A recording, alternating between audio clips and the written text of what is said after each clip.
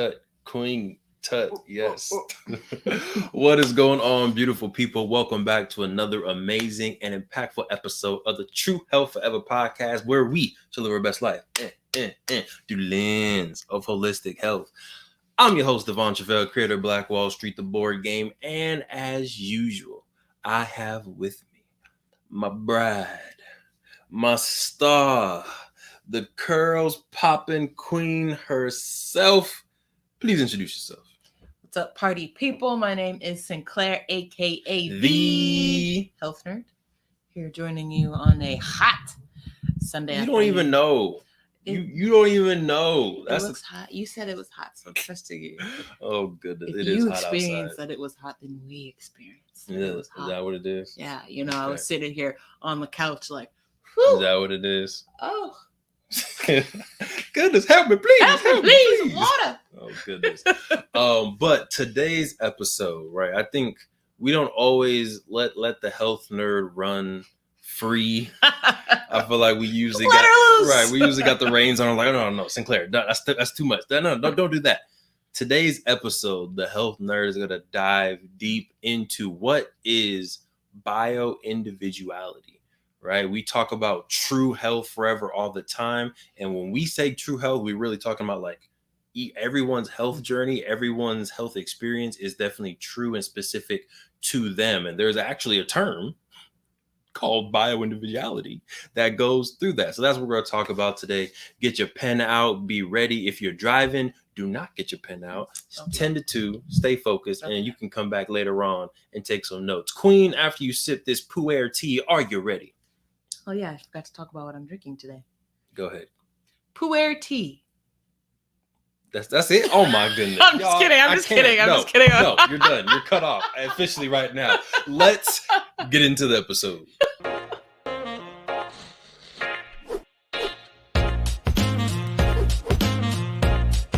All right, we're out.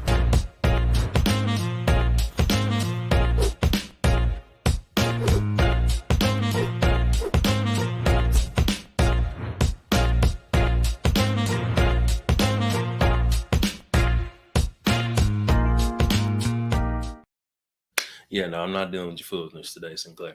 But definition. That's usually where we start out. This means that you deal with my foolishness. Foolishness? No, that means I deal with you as a holistic person. Which includes my foolishness. Includes, yes. But I am not going to limit the dealings today to just the foolishness. See, yesterday we did the Married into Crazy podcast, which was great. We're doing back-to-back, podcast episodes. I played basketball back-to-back. My body's still feeling pretty good because I stretched both days and got my electrolytes in. You feel me? But the topic for the day, Sinclair, is bio individuality. And how to embrace your bio individuality. It's one thing to know what it is. Mm-hmm. It's another thing to know how to embrace it. What do you do with it? Talk to him. Okay, so can I... Is it? You're gone. Okay. Ready, set, go. So first thing, I always want to start off with like making sure we're all talking about the same thing, right? When you're listening, we don't want to just start diving into how to embrace bio individuality. We haven't even talked about what it is. So we can put the graphic on the screen, please. So basically, bio individuality means there is not a one size fits all approach or a diet. Each person is a unique individual with highly individualized nutritional requirements. Mm-hmm. In bioindividuality, we recognize each individual body will differ in their nutritional needs as a result of their external and internal factors, like the foods we eat, our emotional thoughts, our lifestyle patterns, and our surrounding physical environment. There it is. So that was a lot to unpack. So for the folks listening, we're going to say bits and pieces of that again, not the whole thing. And then for the folks watching, let's go ahead and throw up that graphic just to support the visual learners that we have. All right, Queen, let's break that down a little bit. Yep. So the first thing was there is not a one size fits all diet. Mm-hmm. So we all know there's a million diets out there right now. 1,000,005, actually. 1,000,005. You've got vegetarian, you've got vegan, you've got paleo, you've got carnivore, you've got cannibal. Keto, you've got cannibal. That technically, that is a form of diet. Do people actually follow that? People that I know? No. But I'm just saying. I'm not even going to count that one as one, but Okay. we'll skip past that one. But we've got paleo, we've got Whole30, vegan. We said, I said that one. Alkaline. There's so many different diets. And the truth is that you could try all of them and have a level of success. But sustainable, right, success is another thing. And then not only that, right, you could have success on one diet. I try keto and it's the best thing since sliced bread. It's kind of a, get it, because they don't eat bread on keto. Okay. Boom. But she wasn't going to stop until so acknowledge it. I'm funny. All right, let's go. But you could have another person who tries keto and gains weight, right? And it's all about your bio individuality. What diet is going to work for me? And not even so much the diet framework, right? Because those are all frameworks. It's really freeing once you just get rid of all of those and try to figure out for yourself what your body likes and doesn't like. So I feel like it's like, sorry to interrupt. Would you like to finish that train of thought?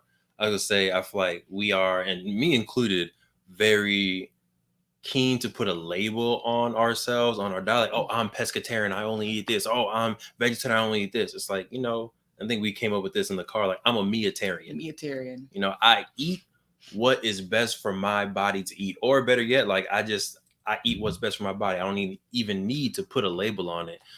So there may be, times where it's like, you know what, I'm not going to eat this because I'm not feeling that right now. Yep. There may be other times in my life where I'm trying to gain muscle, trying to lose fat, trying to, gain flexibility, whatever it is. And my diet may be flexible depending on what my goal is for that particular month. But we got the visuals up. Appreciate you, Jair. So let's go through a little bit. Yeah. So we covered that first part, right? Bio individuality means that there's not a one-size-fits-all diet. Each person has a unique, individual, and that's double wording there, but a unique individual and highly individualized nutritional requirements. So again, what my body needs may not be the exact same thing that Devon's body needs. So in bio individuality, we recognize each individual body will differ in their nutritional needs. Do I need to elaborate there? Or does that kind of make sense? Does that make sense to y'all podcast listeners? Go ahead and, clap, give a response in the ether. I'll fill it later. But I think that makes sense. Everybody's body is different. So everyone needs different nutritional kind of aspects to it. To me, that's a pretty straightforward one. And as of now, there's not at least an open to the public, an easy way for somebody to like, I'm just going to prick your blood and tell you everything you need to know. So right now it is a little bit like, okay, you get this test and then you get this test, which we'll go into later. But the important thing to know is there are tools available, right? And they're now readily available to where you don't even necessarily need to go through a doctor to be able to run these assessments on yourself. There's a lot of at-home things, which again, we'll get into later. And before we head to this next point, I do want to say DNA sequencing is here. It is. Like it's like we're on the cusp of DNA sequencing. We're on the cusp of being able to change aspects of your DNA. I know y'all have heard of those designer babies. Like people are literally out there doing that. But you can do it for designer babies, which we're not going to get into.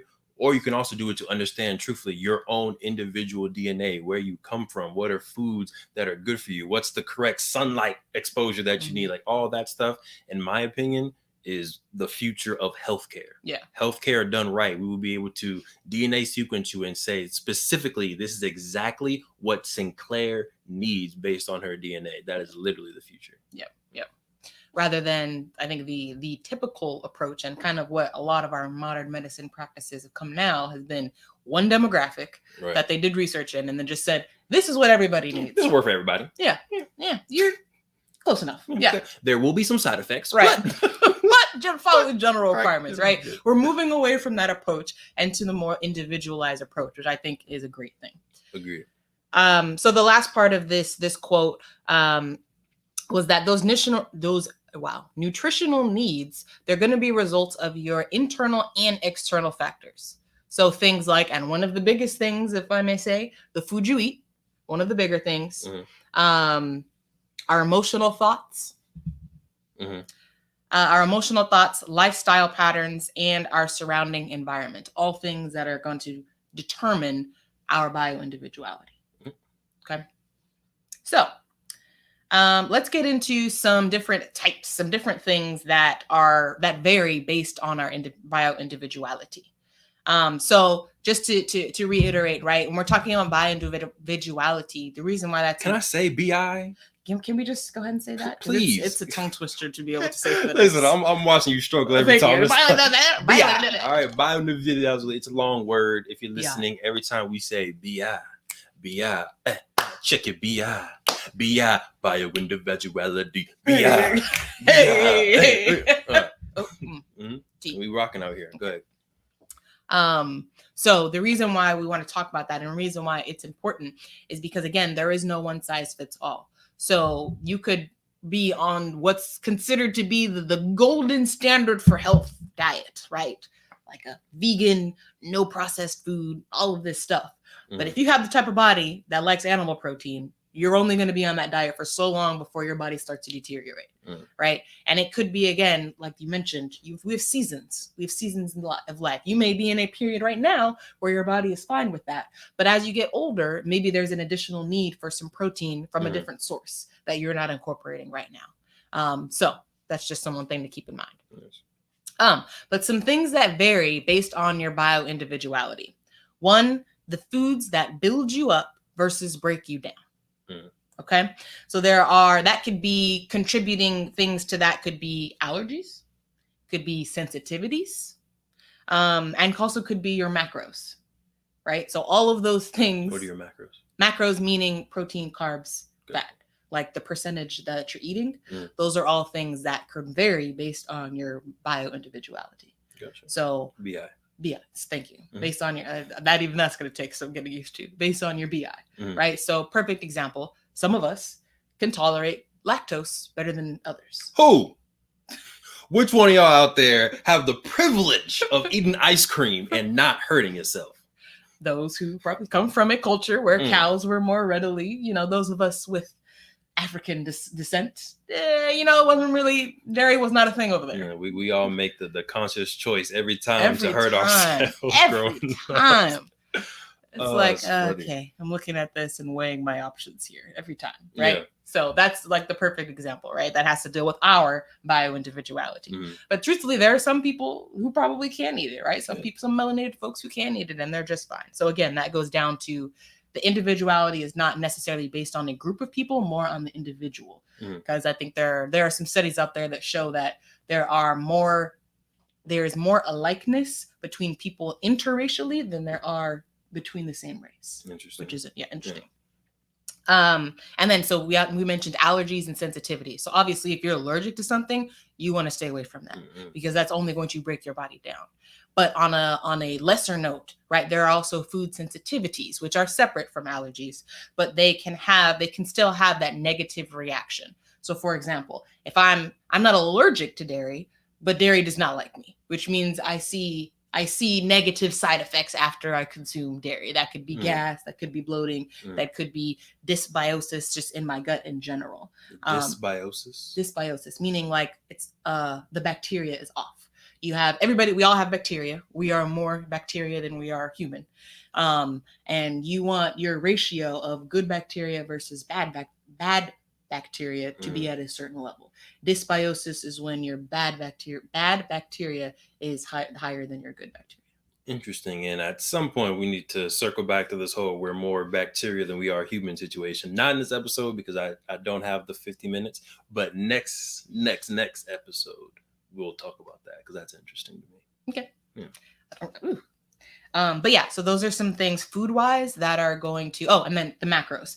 So even we'll talk about like what assessment you can do to figure this out, but even you can have a plate, right? A plate, let's say we have a plate with some chicken, some mashed potatoes, and some broccoli, right? Okay. My requirements, if we eat the same exact plate, I could have some gas and bloating after my meal. You could be perfectly fine. Right. And not even if we were not sensitive to anything on this plate. And that has to deal with the actual percentage of the macros there. So the percentage of the protein that we're digesting versus the carbohydrates on the plate. Interesting. Okay. So through metabolic typing, you can figure out what percentage And it's less of a percentage and more about, I mean, a percentage can work too. I got an analogy. Okay, you do? Oh, let's hear it. Yes, of course I do. You over here. All right, so literally gas, when you put gas in your car, there's the 85, the 87, the 89, and that is a percentage. Yeah. I don't know what it's a percentage of, to be honest with y'all. Maybe the chemical engineer knows, Nope. but it's a percentage of ethanol to some other type of oil that I'm assuming, right? And based on your car, you need a certain percentage in there.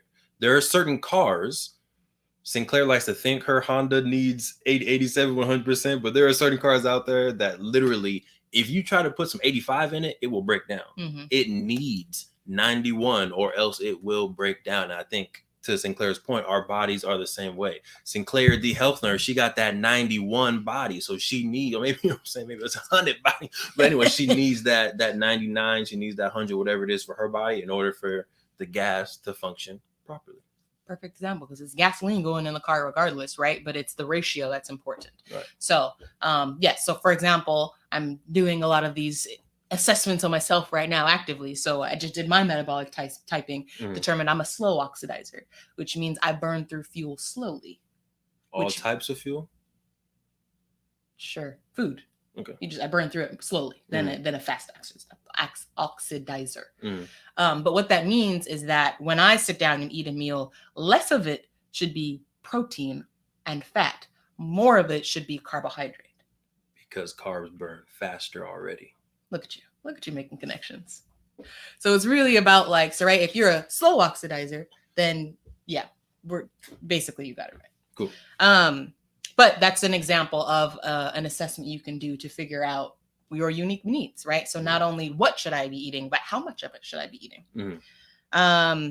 Whether you're a morning bird versus a night owl, right? Sometimes we hear those phrases thrown around. That can be a preference. That can also be something in our inner workings, right? That has to deal with when that sunlight hits our skin. How does our body respond? Some of us are sharper in the mornings when our cortisol levels are higher, and then others are going to be maybe a little slower in the morning, but they light up at nighttime, right? When that sun goes down, for some reason their energy levels are higher, right? So that can vary. It's generally that people are, have more energy and more of that willpower in the morning, but there are those out there who are they're not morning people. They thrive at night. So that's another example of your bio individuality and how it can affect your daily life. Yes, the Queen says those are circadian rhythms. I've been paying attention to I like the way you throw those terms. Circadian rhythm. Listen closely to your True Health Forever podcast. Sleep requirements is another one. You've heard folks I only need 5 hours to sleep. I'm just like, if I only slept 5 hours every day, every day. If that was what I scheduled, my body would slowly break down because I need more sleep than that. And then there's some people who need 10 hours of sleep, right? That's a difference. Now there are probably other lifestyle factors that go into that, but at some point there is also that bio individual, the BI. I try to help her, y'all. I see you, Jair. Thank you. But yes, that's a factor too into how much sleep your body needs. I think for me, when I get 6.5, I'm good. Yeah. If I get less than 5, don't really talk to me that day. It's gonna be a rough. I'm putting on a mask. I'm putting on a strong act right there. But if I get a solid 6.5, 7, I got good sleep last night, I feel good.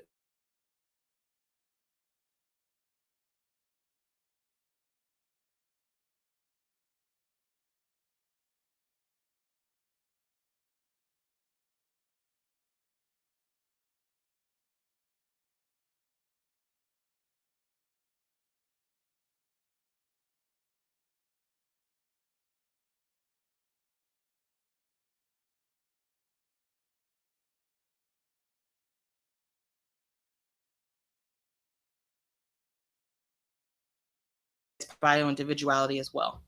And then another one that's, I think, one we don't typically think about is, so that's this is different than the calories you intake. We're talking about how many calories your body is actually absorbing. Yeah, you're good over there. Okay. Your laptop's not connected, but we got it situated. Last thing that we said before it cut off was, one, I need 6.5 to 7 hours of sleep in order for me to feel 100%. And then the queen said, it varies from person to person, but keep rocking with us. Go ahead, queen. The last one was calorie absorption. So not so much the calorie intake, but more what calories, how much your body is actually absorbing. So I have a little quote here from my virtual mentor, Sean Stevenson, his book Eat Smarter, that dives a little bit deeper into this.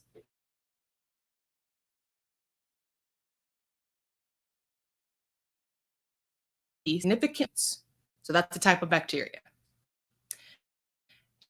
And the bacteroidetes, I hope I'm saying that right, compared to normal weight and lean adults. The reason why this is important. It's proposed that a higher ratio of firmicutes to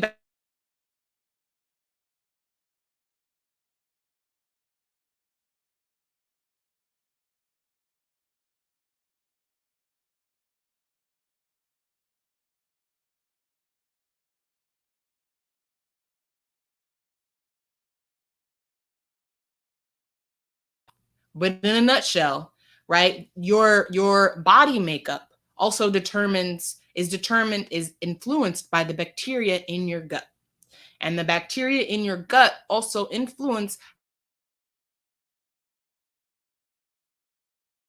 body is absorbing more calories and more nutrients, then that means there's also more nutrients and more food getting stored as fat. So that's just another example of bio individuality, right? Your individual makeup and how it can affect the food that you eat, your body's reaction to the food that you eat, if that makes sense. Did that make sense, King? That did make sense. Say the quote one more time, please. Okay. Individuals who are obese have a significantly higher level of bacteria, firmicutes, that's the type of bacteria, and a lower level of bacteroidetes. I don't know if I'm saying that correctly, but there are two types of bacteria, right? So those who are obese have a higher level of the firmicutes, and the normal weight adults have the higher levels of bacteroidetes. Mm-hmm. Okay. The reason why that's important is because it's proposed that a higher ratio of firmicutes, which are the ones that the folks who are obese tend to have more of, in their intestines, make them more efficient at absorbing calories from food. So instead of being lost at waste, more nutrients make their way into circulation and eventually get stored as fat. That doesn't make logical sense to me, because you would think that the more bacteria that you have in your gut that are efficiently absorbing calories, that would be good for you because your body's able to absorb the nutrients. If we are not eating in excess, right, then that would make sense. But I think the standard person is probably eating. I got it. Ooh, let's go. Did you see the light bulb? I did. It was like ding. So your body, I think, is overcompensating for the lack of nutrients. You're putting a lot of calories in your body. You're putting a lot of food in your body. Because there's not a lot of nutrients in there, your body needs to over-absorb. Because it's like, where is it? Right. I'm looking for it. Where's the vitamin A? Where's the vitamin Z? Where's the zinc? Where's the magnesium? I need it. It's not here. So then your body gets an overload of the calories versus someone who's eating a lot of nutrients all the time. The bacteria, they don't even have to try that hard. It's like, oh, there it is. All right, cool. All right, well, we clocking out early because we got enough. We got what we need. Yeah, right. we're done. Right. So it's like we got what we need. The rest of it can go to waste. Versus, the person who's maybe not eating as much of a nutrient dense diet. Yeah, it's going to be absorbing more calories, hoping that it gets more nutrients, but then it still doesn't. So then it just stores it as fat. Interesting. Right, because it's got to hold on to it somehow. Yeah. So that's the things that can affect the things that vary based on your bio individuality. Gotcha. Okay. So we've talked several times. You may be wondering, well, how do I find out about my BI?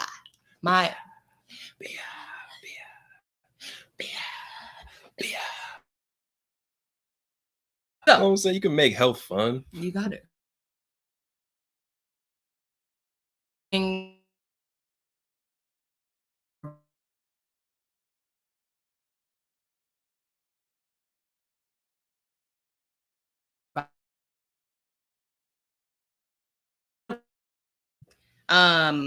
Because right, there are some things that are related to our genes, that are related to our family history, that we want to be cognizant of, whether that's again passed down through genetics or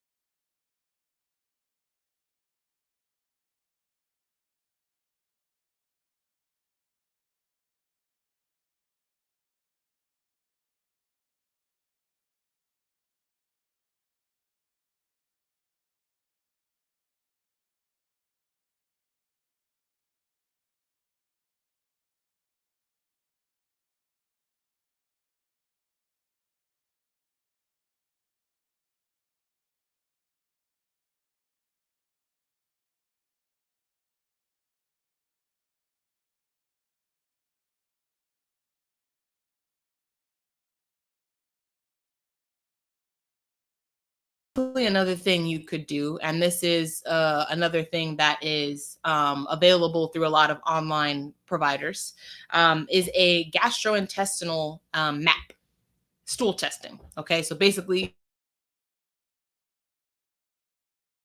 internal system, right? And they're able to test things like your beneficial and maybe not so beneficial bacteria, to see if you have any parasites and things like that. That's another thing that is, your bio individuality, your individual makeup, that can tell you a lot about how your body absorbs food.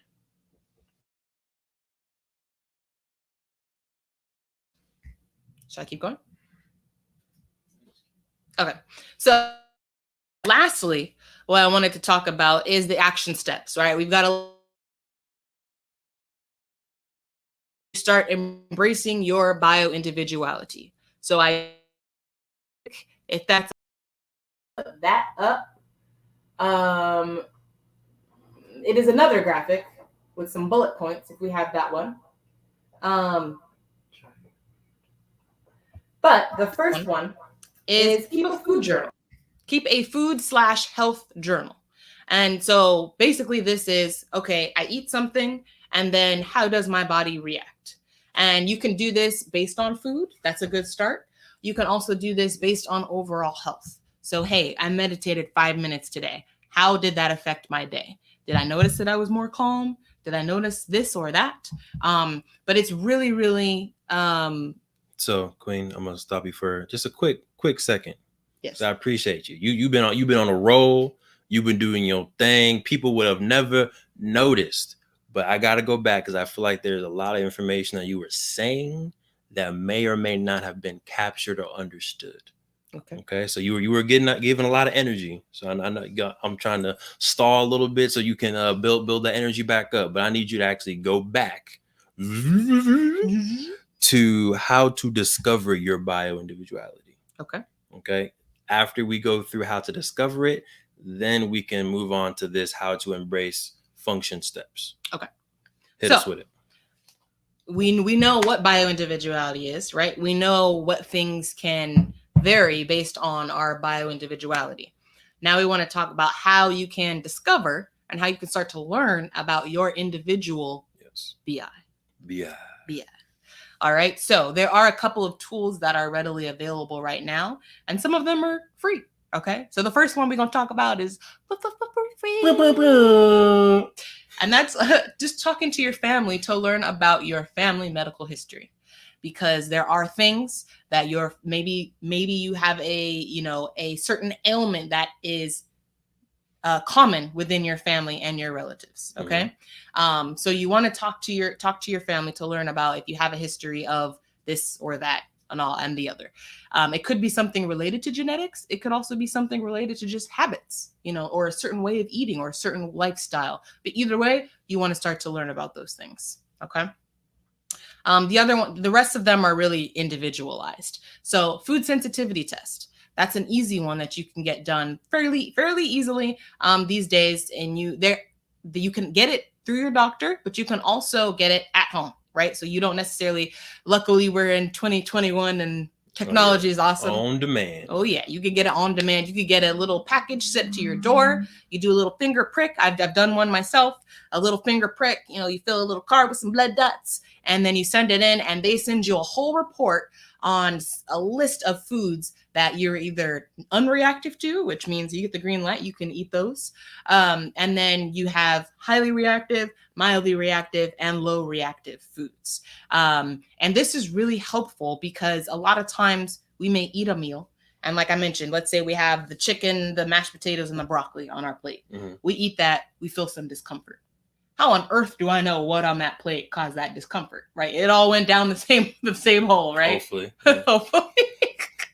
If not, that's another thing. Another doctor check. Right. You got to find a specialist for that. But the food sensitivity test can start to narrow down what specific things that you may or may not be consuming on a regular basis that your body is reacting negatively to. Because if you could imagine, you eat it once, your body may be thrown a little bit off. But if it's something that you're consuming on a daily basis and you may not even know that it's negatively reacting, affecting your body, that can lead to a lot of things. Mm-hmm. Things that we may not even tie back to our diet. It could lead to arthritis in our wrists and ankles and our knees, right? And that's something that after years and years of eating these things, that our body, again, causes inflammation within our body, causes bloating, gas, all of these things. After years of eating that, there's a lot of different cascading symptoms that can start to happen. Right. So food sensitivity testing, again, you can just look up at-home food sensitivity tests. There are a lot of companies doing that right now. There's also metabolic typing. We've talked about that a little bit. That's kind of like how your body burns through fuel. So there's a lot of online assessments you can go and check out as well. And that's basically lets you know the percentage of the macros that you should be eating at each meal. So again, we talked about maybe you are a fast oxidizer and you want a good portion, maybe half of your meal to be protein. Mm-hmm. All right, you may be more of the high protein, low carb diet versus a slow oxidizer who you probably want to eat like half carbohydrates and only 25% fat and 25% protein. And when you say half carbs, I just want you to give some examples of what you mean by carbs, because I think some people might be like, oh, well, the health nerd told me that half my plate needs to be carbs. No. We're not talking about the French fries and bread and pasta. We're talking about vegetables. So good non-starchy vegetables are the best kind of carbohydrate for like a slow oxidizer. So that means half of your plate should be vegetables. And you can still, experiment with some, if you're a slow oxidizer, you probably have a body that is better at digesting the carbohydrates, even in the refined sense, but those really aren't good for anybody.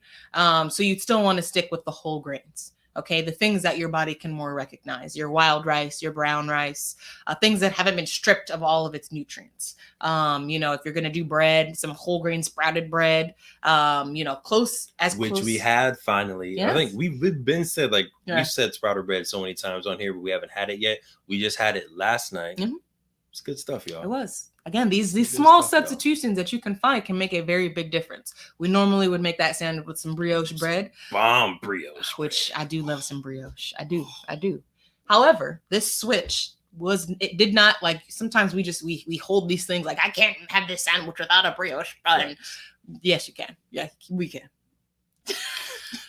That was you imitating yourself. I just want you to know. Anyways. we can make that switch, especially if it means potentially adding years on to our life. That's what you tell yourself. Okay. Yeah. All right. And then another assessment or a test that you can get, and they offer like at-home tests for these things. It's something that basically measures your gastrointestinal tract and like the bacteria in it. And if you can test it to make sure you have any parasites and things like that. So those are things that you can start to look at for at-home testing. I don't want to throw out any specific companies. Ain't nobody, sponsoring us or anything like that. I mean, you can go ahead and give them one company. Okay. One that I've used, right? I'm going to give you one that I've used. It's called Everlywell. Yes. So go ahead and look that up. They have a lot of different at-home tests that you can do just to start to learn about your body. Hormones, metabolic wellness, and food sensitivity are all ones that they offer. So go check them out. Boom. If you do want to throw us some money to go ahead and sponsor, I'm just saying we're open to it. Yes, Everlywell we are. All right. So those are some examples of things that you can do to start to learn about your bio individuality. Yes. And before we go to the next one and we can show the graphic, this is why you definitely want to get you a health coach. And we have one right here. If you're listening, if you're watching, you're like, man, there's a lot of different tests. I know all these stuff available. It's okay. We're introducing it to you. But we also have a health coach right here who is semi-familiar with it, already done it herself, coaching other people through it as well. So definitely head to truehealthforever.com. Get your free health coaching session. And if you're interested in metabolic typing, this gastro something track, all that good stuff, and you want to know a little bit about your BI, you want your BI. Go ahead, truehealthforever.com. Set your session up. We got you. Because truthfully, it can be a little overwhelming. Right. Once you find all of this out, it's like, okay, cool. It's like overload. Like, okay, well, now I know I can't eat this, and that. Now what? Now I know this, and this, and that. Now what? It's the now what that folks usually need that help with. That's where I come in. Can help you develop some habits, right? Some sustainable habits, do a little bit of investigation. And that's where I come in. So definitely head there and do your session. Yep. But for the folks that might not do that, we're still going to give you some steps. Yeah, y'all know we give free game away all the time here at True Health Forever. So Queen, yes, hit them with it. What are some steps that they can start doing today? So if we could hit the graphic, we have some steps you can take to start embracing your bio individuality. Okay, so the first one, I recommend everybody do this because it starts to just make you more aware of the connection between the actions you take and how your body reacts. So step one is start to keep a food journal. Okay. And I think the food journal, again, is an amazing tool. It's very simple, right? It's literally write what you eat and how your body reacts. And you may, well, how do I know how my body reacts? How do you feel? Right? That's what you're writing down. So what I've started to do is I will eat before I actually take my first bite. I set an alarm for 2 hours later.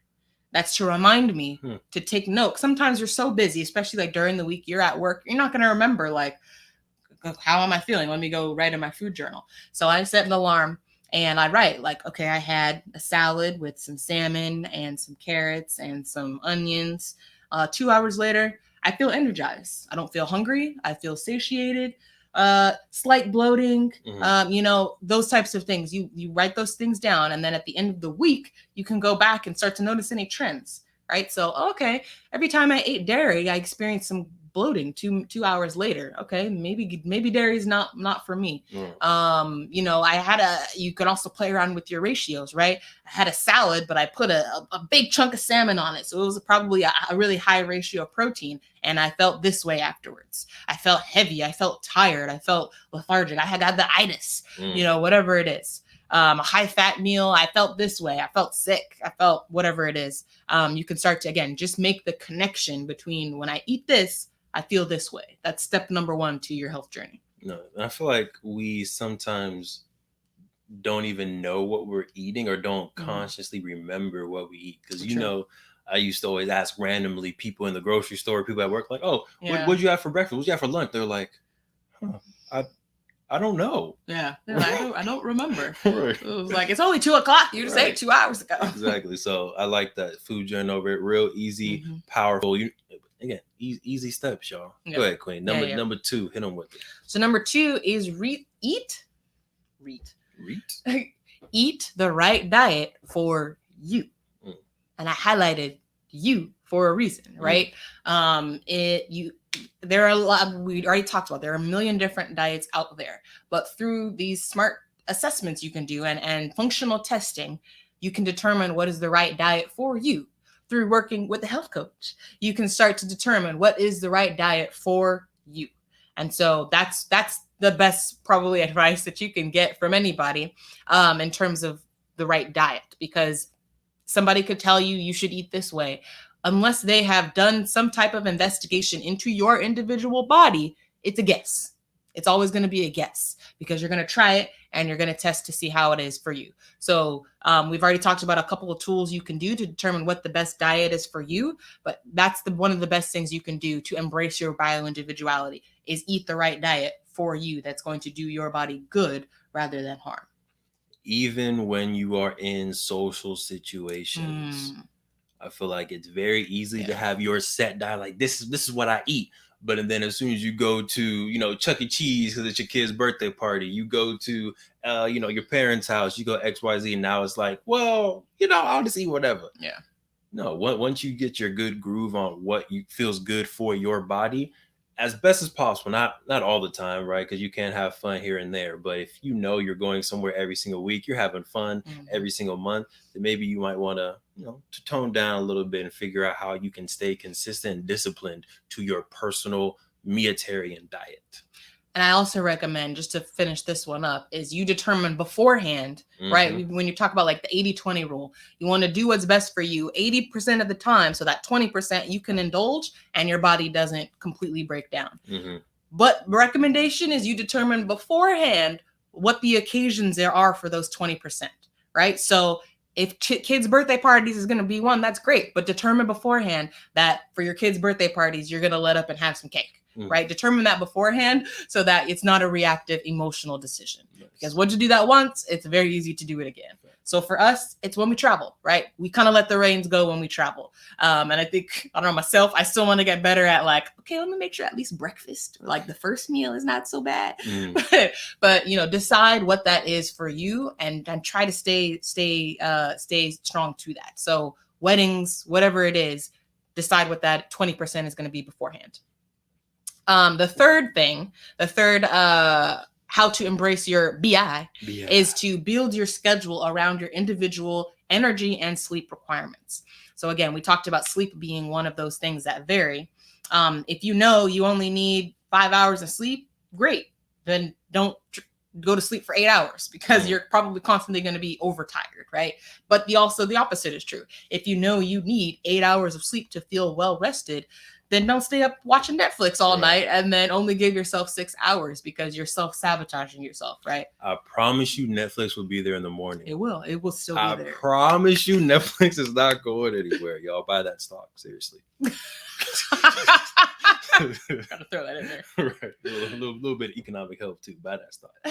But even more than the sleep schedule, right? We talked about if you're a morning owl versus a night owl. If you have the best energy in the morning, then I recommend you have a stellar morning routine, because take advantage of that willpower and that energy you have in the morning to get your workout in, to get your meditation in, to maybe cook and prep your meals for the day. Do all of that stuff in the morning when you have that energy. Honor your body and your energy levels. If at night you wind down and you're dead, I would not put a whole bunch of things on your to-do list late at night, right? Give yourself that time to wind down and allow your body to get ready for sleep.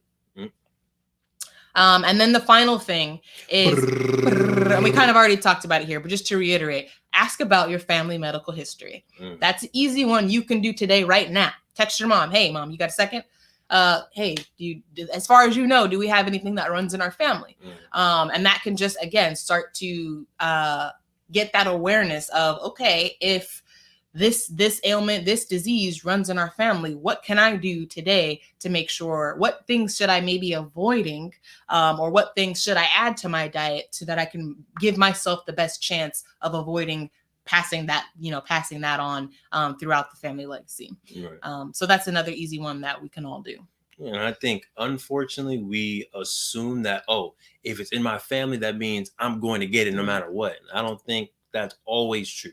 Obviously, there's some things genetic wise. If your mom had this disease, then you're more prone to Mhm. have it. But the earlier you can try to adopt some of these healthy things, heart disease, right? Heart disease specifically, Yeah. in my opinion, Sinclair can correct me, is not genetic.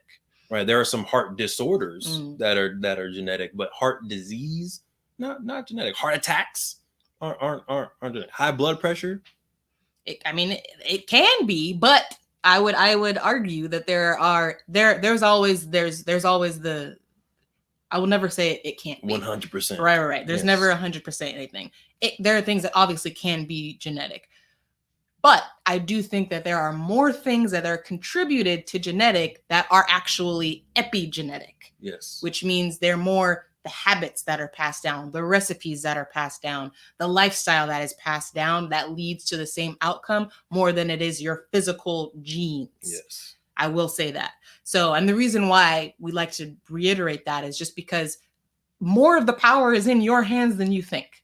Because unfortunately, I think when we say it's all genetics, there's nothing we can do about that. Your genes are your genes, right? And that can feel a little bit helpless. But if you know, and if you feel that I can change this may be, this may be the fate of, my family members, but I can change this. That's a lot of power in your hands. And it can trigger a lot of actions, good actions that can be passed on to future generations so that you can start to change that habit and change that legacy. Boom. Thank you for saying that better. Appreciate it. I got you.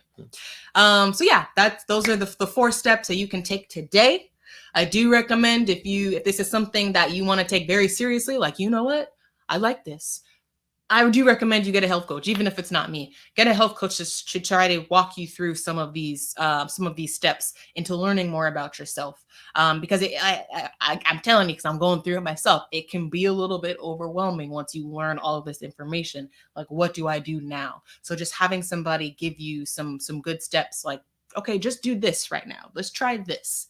Can be much more centering, much more like, okay, I know what to do now. Mm-hmm. I know what to do with this information. So, there it is.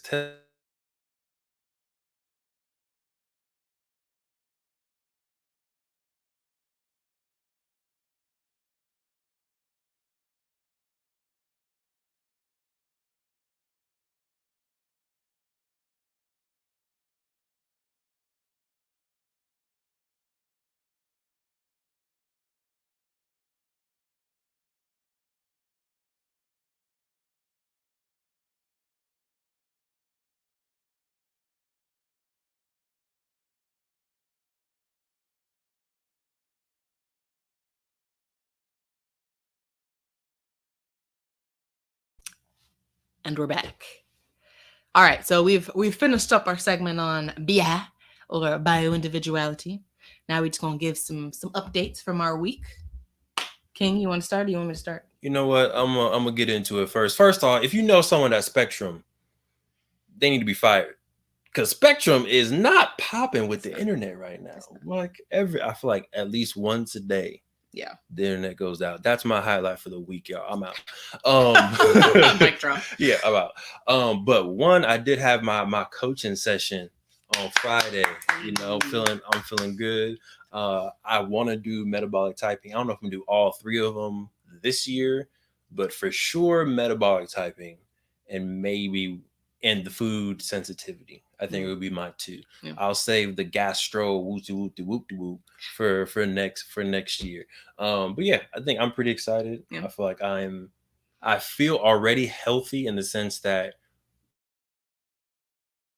did a lot of our habits, shifted what we eat, and I've felt amazingly different between now and maybe like 3 years ago. Mm-hmm. So I'm excited to see, like, wow, that was just us kind of shooting in the dark, really. Right. So now that I can get my metabolic typing and all these other things, yeah, I'm excited to take it to the next level.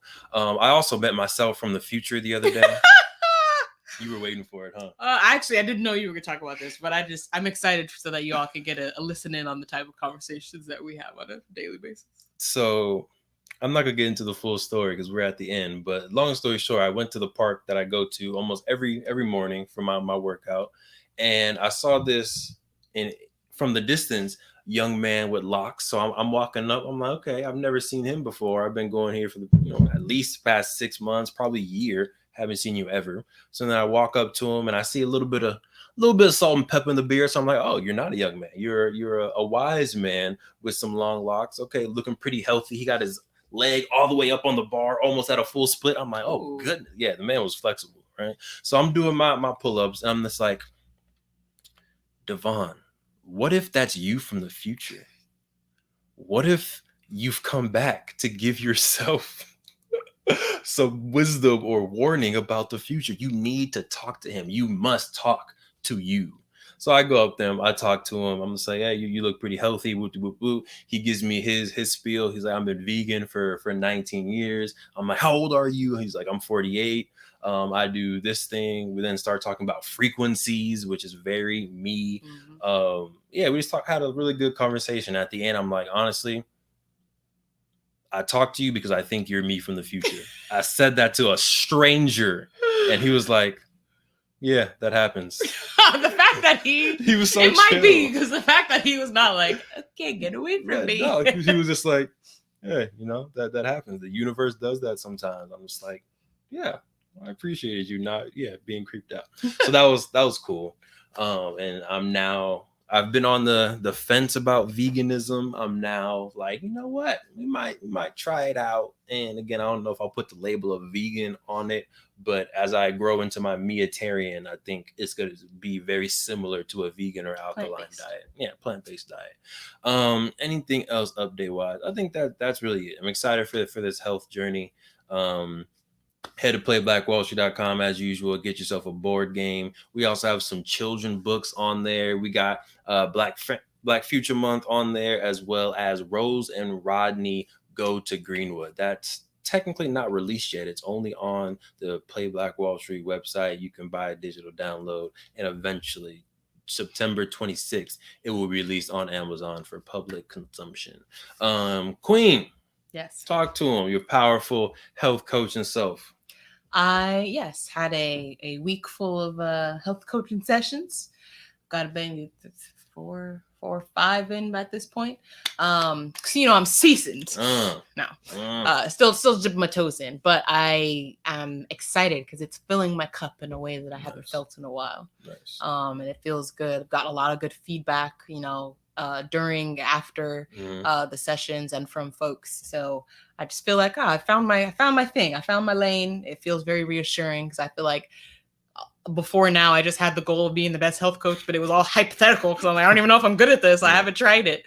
So yeah, it feels good to actually, try it and just get that reassurance. I already felt good myself, without having heard the feedback. So hearing the feedback from folks, including my king, it's just very reassuring that you're on the right path. Just keep going. And what y'all need to make sure y'all do is book your health coaching session ASAP, because we're already getting clients that say you're giving away too much free content.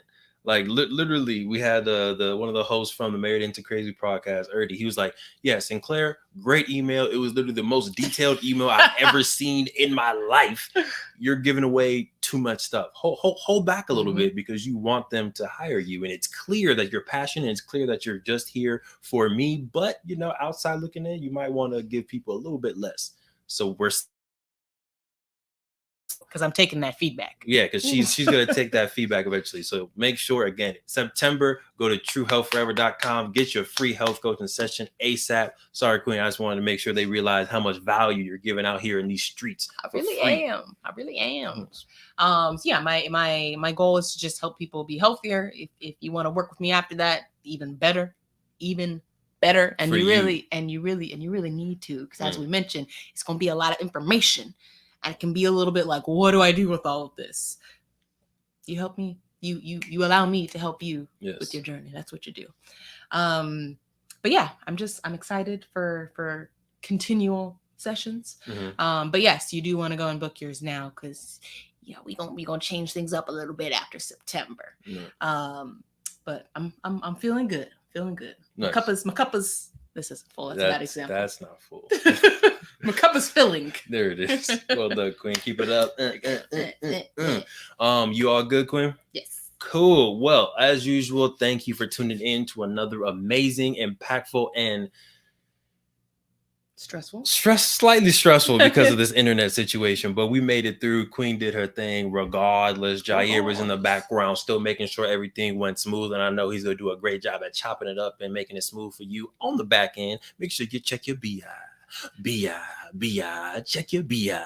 But for the True Offer podcast, where we shall live our best life through the lens of holistic health. I'm your host, Devon Truvel, creator of Black Wall Street, the board game. I'm Sinclair, aka the Health Nerd. We hope y'all stay healthy. We hope y'all stay mentally wealthy. And of course, we hope y'all stay true.